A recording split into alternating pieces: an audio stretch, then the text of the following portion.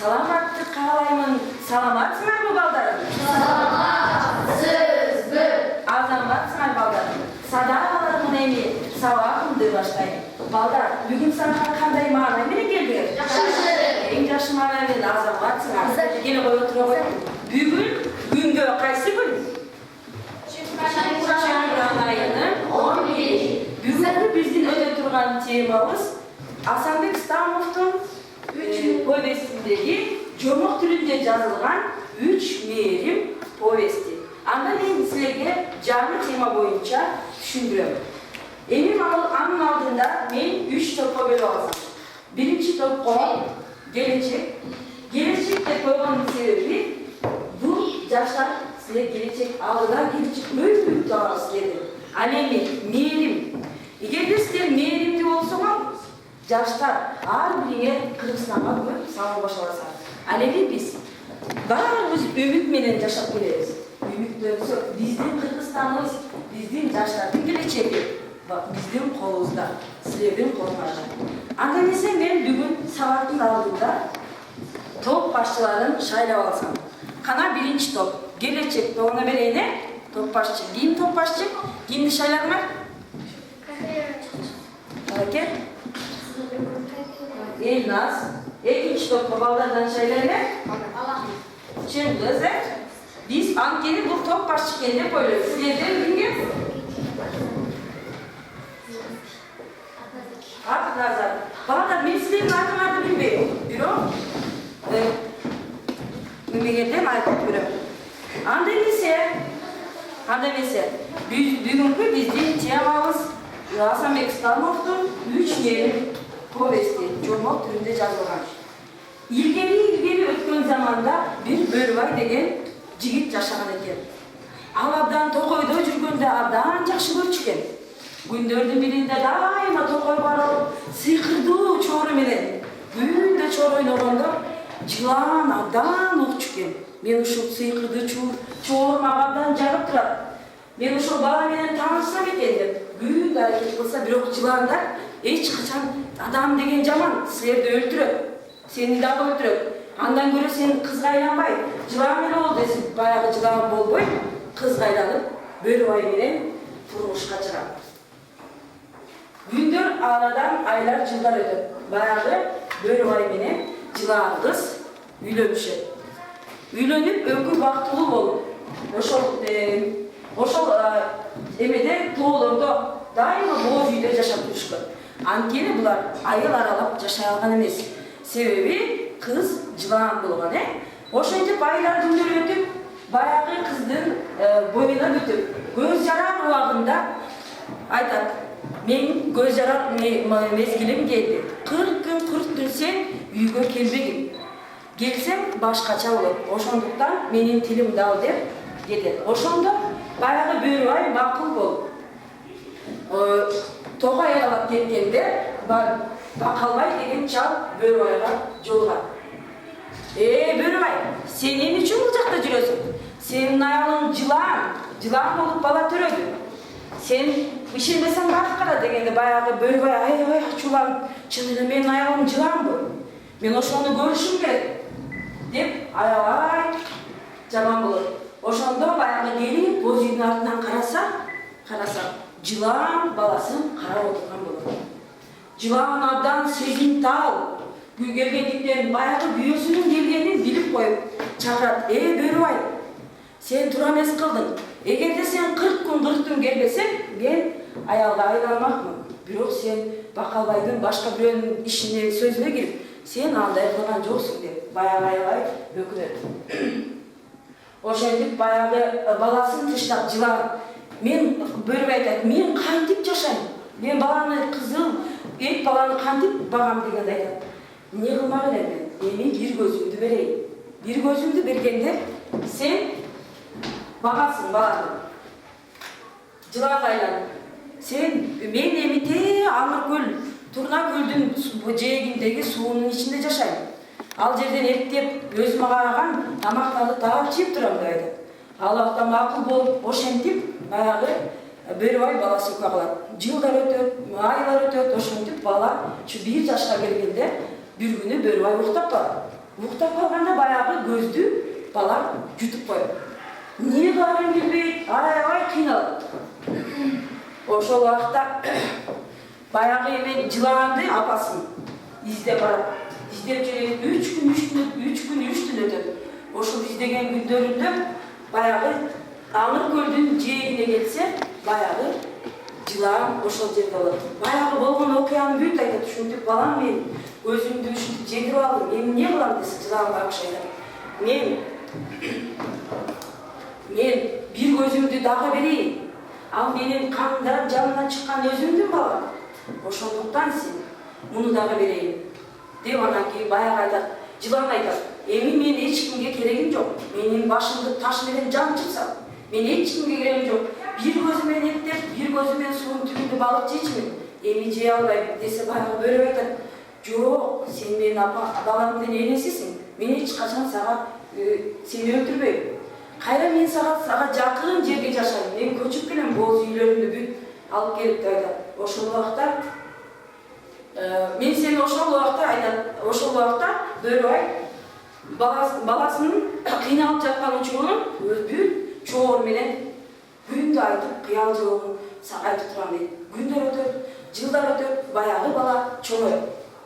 Күндө атасы баягы бир аманат уктаганда барып чоор менен баласына күндө дайыма аялына барып баягы баласынын чоңойгонун кыял жоруктарын бүт күндө айтып турат.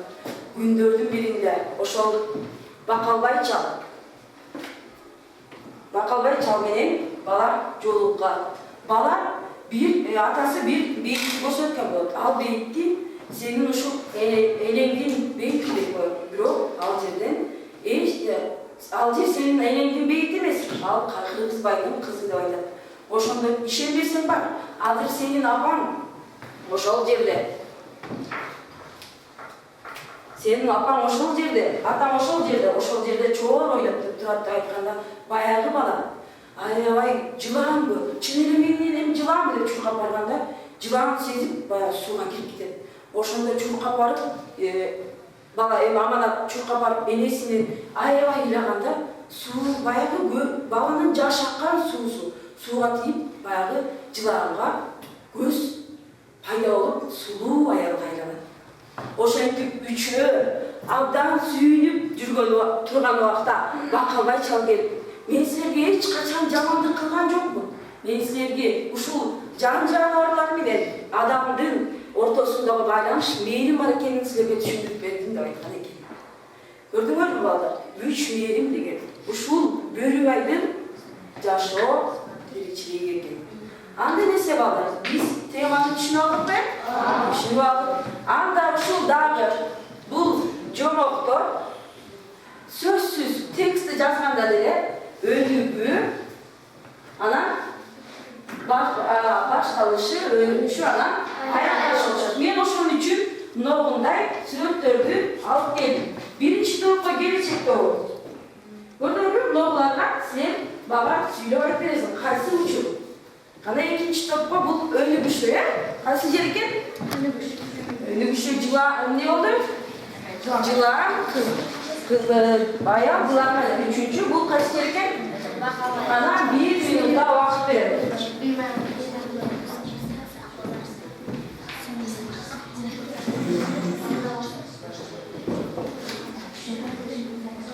Кана кайсы топ жооп бере алат? Мага абдан кыска ушул жерин гана көрсөтүп бересиңер. Азыр жазбай болгондуктан мен силерге мындай бал топтоо үчүн мындай гүлдөрдү алып келдим. Кайсы топ жакшы жооп берсе, ошол балды алат. Хайди,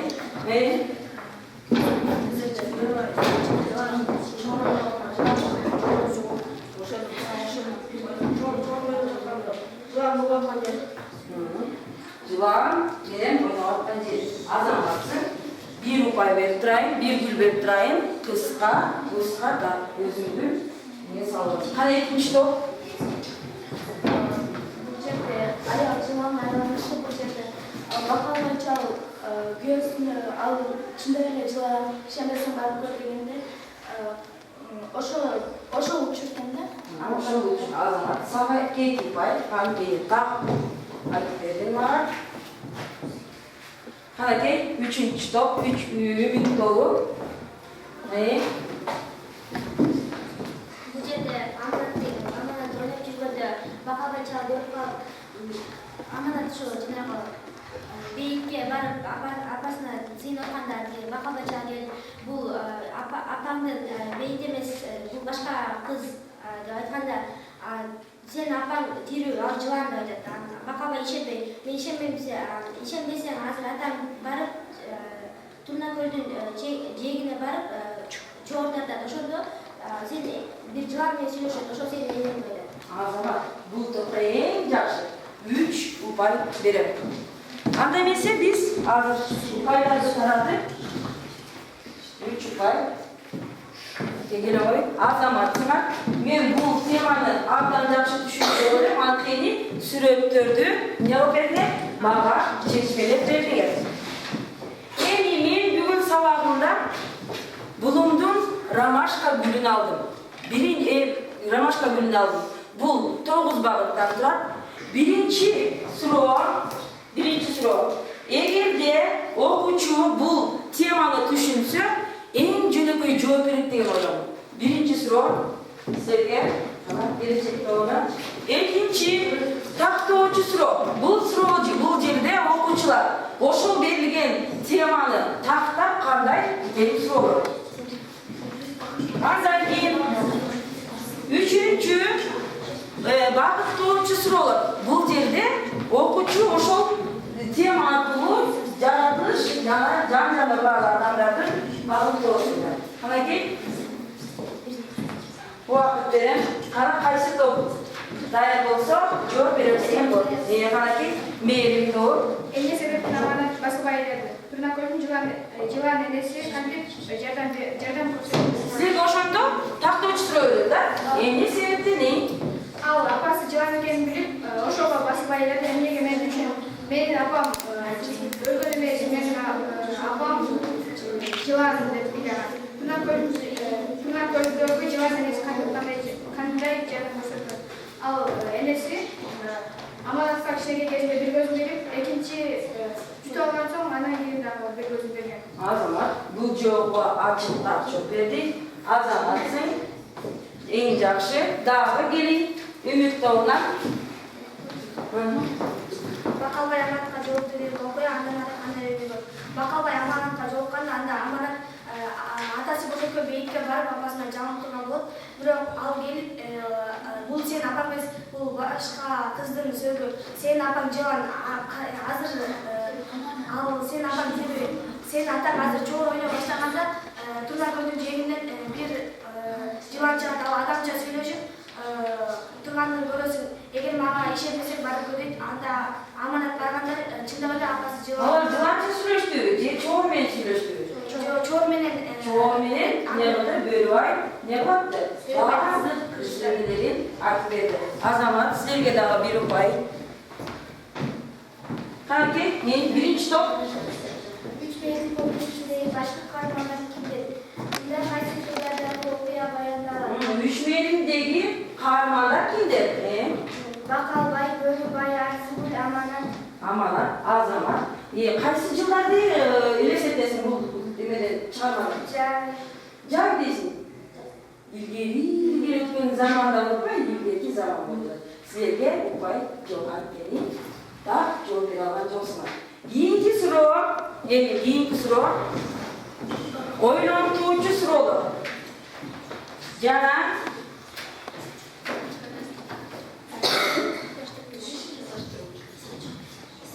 ойлонтуучу суроолор жана чаташтыруучу жана чечмелөөчү. Кайсы экинчи суроолор кетип атат. Гүлдөр кетип атат.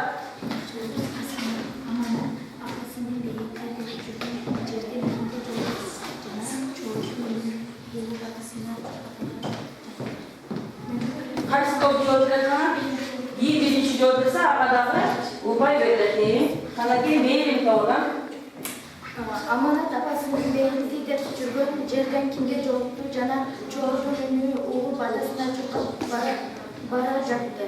Бул аманат апамдын бейити деп ыйлап отурган кезде Бакалбай чалга чалынган. Ал Бакалбай чал бул башка кыздын бейити, бул апамдын түрү, апамдын бейити эмес деп айтат. Жана Чордун үнү угуп атасына чуркап бара жатты. Анткени Бакалбай сен апам жылаган ишендесең барып, турда көлдүн жанына бар, атам чортонда отурат. Деген, дагы ким токтойт? Чаташтыруучу сурооду атпайбы, силерге чаташтыруучу сурооду. Дагы Феруза. Бул жактан бала чуркап бара жатканы, бул апасын көрүү үчүн Görücü болгона. Ал деген эмне кылган апасын аябай көргөн азамат. Бир упай силерге анткени толуган эмсен. Енді?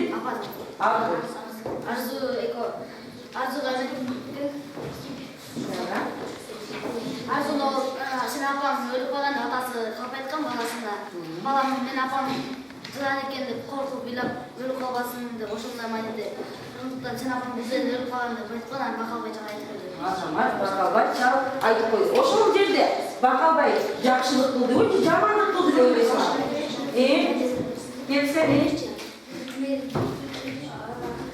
Ал жакшылык кылган. Эмне кандай жакшылык кылды? Токтой Феруза. адамдар менен жаныбарлардын берилими. болгон. Үмүт тобу. Анакей суроо экен. Кана ким жооп берет? 6-чы суроо, чечмелөөчү суроо. Эмне үчүн жазуучу чыгарманы 3 мээрим деп атаган? Эмне үчүн жазуучу чыгарманы 3 мээрим деп атаган? Автор муну эмне айтышы керек? Автор муну эмне айтышы керек? Мында Асанбек Стамов 3 мээрим деген повестин жазганда, мында адамдарда гана мээримдүүлүк эмес, жан-жаныбарларда гана мээримдүүлүк болот. Мында ыймандуулукка мээримдүүлүккө чакырат. Азамат. Бала энеге чал менен баланын 3 мээрим. Сен ошо үчөөнү чалдан башалдың.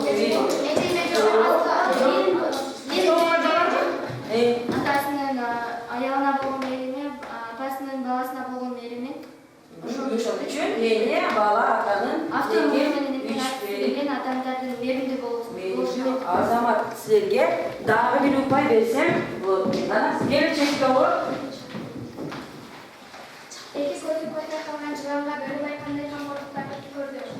Эки көзү көрбөй калган жыланга Бөрүбай ага сунуш кылды, экөөсү чогуу жашап көрөт деп, бирок ага жылан аял макул болгон жок. Ошондуктан ал Тутанкордун жанына Бөрүбай боз үйүн жакын тигип, ага күндө чор ойноп берип, ушундай камкорлук кылды. Азамат. Чорду сыйкыртуу күчү кандай деп ойлойсуң?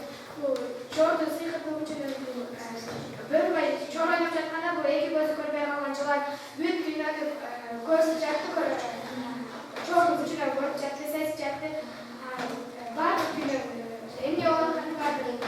Азамат, силерге эң жакшы 2 упай берем.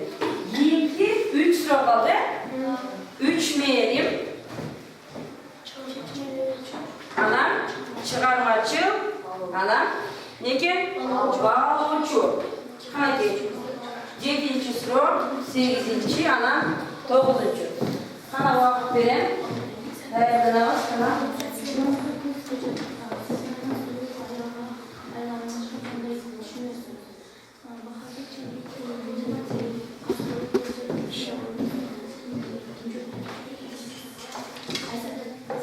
Kanakey siz жооп беребиз.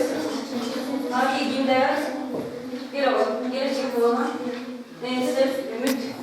Жыланга көзү түзүгөн суу айланайган кандай түшүнөсүң? Бул баланын көз жашы эненин көзүнө тамчылаганда, бул сүйкайган суу аял болуп чыга келет. Бакалбай чал бул видеого каршылык көрсөтүүдө деп ойлойсуңбу? Жок, анткени бул Бакалбай чал каршылык көрсөткөн жок. Бул жаныбарлар менен камкорлук көргөзүп, жаныбарлар менен адамдын байланышын. Азамат, сага кийин үмүт тобу. Сиз баланын ордунда болсоңуз эмне кылган элеңиз? Эгер сиз аманаттын ордунда болсоңуз эмне кылмаксыз? Nazarya apamды izlemekten ата-анасынан сурап, апамды izleuге аракет кылмакмын. Эгер сиз макалбайча болсоңуз, калыстыктан тайгага этиңиз жетет эле. Даочу. Мен Макалбайчадай болот беле? аракет кылмакмын. Аракет кылмак. Азамат. Биз бай силерге. Беребиз. Кана келечекте болот. Силерге 3 мээрим болчу. Эгер сиз стоматология жолунда болсоңуз, 3 мээрим журналистиндеги окуяны кандайча жеңип бересиз? Мен эле ушу Ушу 3 мээримде болот. Жалмасың. Жеңтимаксың. Азамат. Бүгүн биз сабакта эне жаратылыш жан жаныбарлардын бизге дагы болгон сүйүүсүн эмне кылып алдык, билип алдык. Азаматсыңар бала. Бүгүнкү сабакта кана келечек тобунда эң мыкты жооп бергендер үчүн азаматсыңар баардыгы аз жакшы балдар экенсиңер. Канаки келечек тобу канча упай алдыңар? 4, 2, 4. Ал эми мээрим тобу 5 упай. Анан үмүт тобу 7 упай. Анда эмесе бизде биринчи үмүт тобу не кылдык? Утушка ээ болдук. Азаматсыңар силер балдар. Мен бүгүнкү сабакта силерге тапшырма берейин. Дилбаян жазып келдим. Дилбаян жазууда эне мээрим деген темада сабакка дилбаян жазып келесиңер. Азаматсыңар.